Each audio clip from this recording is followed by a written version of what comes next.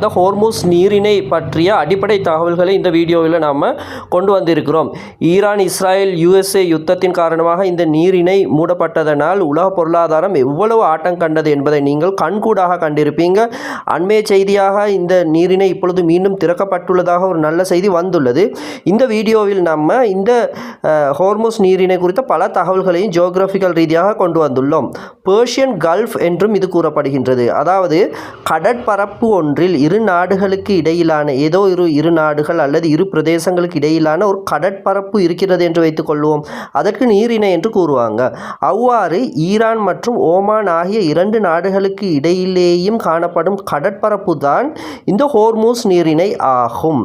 அது இயற்கையான ஒரு கடற்பரப்பு. ஆனால் மனிதன் அதிகமான எரிவாயு மற்றும் பெட்ரோலியம் தொடர்பான போக்குவரத்துகளை இதனூடாகத்தான் மேற்கொள்கிறான். ஆகவே இதில் ஏற்படும் எந்த ஒரு பாதிப்பும் உலக பொருளாதாரத்தை ஆட்டங்காண செய்யும் என்பதில் ஐயம் இல்லை. மேலும் இந்த நீரிணை எவ்வளவு அகலமானது எவ்வளவு நீளமானது என்று பார்ப்போம். இப்பொழுது அமைவிடத்தை நாம் பார்த்தோம். அமைவிடம்தான் ஈரானிற்கும் ஓமானிற்கும் இடையில் அமைந்துள்ளது என்பது. இதன் நீளம் சுமார் 55 to 95 கிலோமீட்டர்கள் வரை இருக்குமாம். இந்த ஈரானிற்கும் ஓமானுக்கும் இடையே தான் இந்த கடற்பரப்பு செல்கிறது. இந்த கடல் நீர் இருக்கின்றது. அதன் அகலம் 55 to 95 கிலோமீட்டர் வரை வேறுபடுகின்றது. மற்றும் மிகவும் நெரோவாக இருக்கும் பிரதேசத்தில் இரு பகுதிகளில் 3 கிலோமீட்டர்கள், அதாவது சுமார் 6 கிலோமீட்டர்கள் வரை வருகிறது. இது கடற்பரப்புகளை பொறுத்தவரையில் அது மிக லட்சக்கணக்கான கிலோமீட்டர்கள், சதுர கிலோமீட்டர்களை கொண்டிருக்கும். ஆனால் இது சுமார் 55 to 95 கிலோமீட்டர் மட்டுமே கொண்டிருப்பதனால் தான் இது ஒரு நீரிணை அல்லது ஒரு குறுகிய ஜலசந்தி என்று அழைக்கப்படுகின்றது. மற்றும் இதன் மொத்த நீளம் என்ன தெரியுமா? சுமாராக 167 கிலோமீட்டர்கள் இருக்கின்றதாம். சுமாராக 55 to 95 கிலோமீட்டர் அகலமும் 167 கிலோமீட்டர் நீளமும் கொண்டதாக இது அமைகின்றது. அடுத்தது இதன் டெப்த் எனப்படும் ஆழம் எப்படி இருக்கின்றது என்றால், டேங்கர்ஸ் எனப்படும் அந்த ஒயில்களை ஏந்தி செல்லும் கப்பல்கள் அவை பயணிப்பதற்கு மிகவும் உகந்த ஆழமாக காணப்படுகின்றது.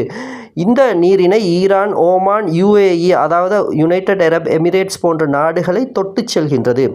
இந்த நாடுகள் மற்றும் இன்னும் சில Iran, Iraq, Kuwait, Qatar, UAE, Dubai இந்த நாடுகள் தான் உலகத்தில் நிறைய இந்த பெட்ரோலியத்தையும் இயற்கை வாயுவையும் உற்பத்தி செய்கின்றன. உலக பொருளாதாரத்திலேயே ஏற்றுமதியிலேயே 20 to 25% பெட்ரோலிய பொருட்களும் இயற்கை வாயுவும் இங்கிருந்து தான் பயணப்படுகின்றன முக்கியமான நாடுகளான China, India, Japan, south Korea நாடுகளுக்கு. எனவே உலக பொருளாதாரத்தை ஆட்டங்காண செய்துவிடும் இந்த நீரிணையில் ஏற்படும் ஏதாவது ஒரு பாதிப்பு. இந்த அமெரிக்கா, இஸ்ரேல் மற்றும் ஈரான் யுத்தத்தின் காரணமாக இதுதான் நிகழ்ந்தது. இந்த நீரிணையை ஈரான் மூடி வைத்ததனால் உலக பொருளாதாரம் எப்படி ஆட்டம் கண்டது என்று நாம் பார்த்தோம். ஏனென்றால் இந்த நாடுகளில் உற்பத்தி செய்யப்படும் இந்த இயற்கை வாயு மற்றும் பெட்ரோலியமும் உலகத்திற்கே சென்றடைவது இந்த நீரிணையை கடந்துதான். ஆகவே பல 100 கப்பல்கள் வெயிட்டிங்கில் இருந்ததாகவும் நாம் கேள்விப்பட்டிருப்போம். இப்பொழுது இந்த நீரிணை திறக்கப்பட்டதனால் மீண்டும் சாதாரணமாக கப்பல் போக்குவரத்து ஆரம்பித்துள்ளது. என்றாலும் அது வழமை நிலைமைக்கு திரும்புவதற்கு இன்னும் பல மாதங்களில் இருந்து பல வருடங்கள் எடுக்கும் என்றும் கூறுறாங்க. ஆக இந்த வீடியோவின் ஊடாக நம்ம மிக சுருக்கமாக இந்த நீரிணை, ஹோர்முஸ் நீரிணை எங்கு அமைந்துள்ளது, எவ்வளவு நீளம், எவ்வளவு ஆழம், எவ்வளவு அகலம், அதன் முக்கியத்துவம் என்ன போன்ற பல விவரங்களையும் ஜியோகிராஃபிக்கல் ரீதியாக உங்களுக்கு கொண்டு வந்தோம்.